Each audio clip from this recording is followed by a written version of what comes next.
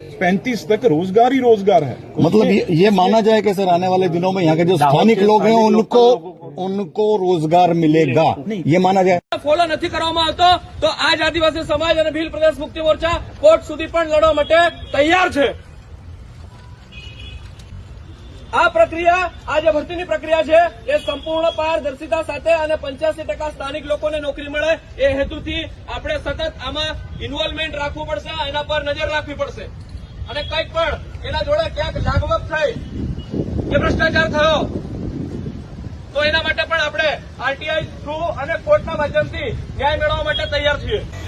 અંદાજિત 10,000 જેટલી ભરતીઓનો અંદાજો છે।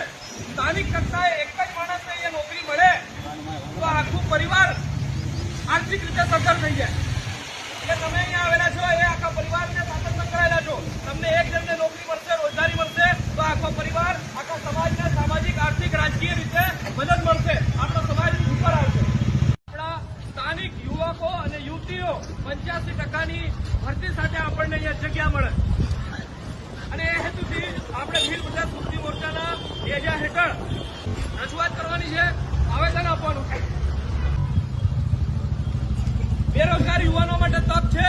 જે લોકોએ શિક્ષણ લીધું છે, જે લોકો લાયક છે, બેકાર છે, એ લોકો આ કારખાના કંપનીમાં પોતાની રોજગારી નોંધાવી શકે એ માટે આજે આપણે ભેગા થયા। नहीं, क्यों नहीं मिलेगा आप ये बताइए, क्यों नहीं मिलेगा?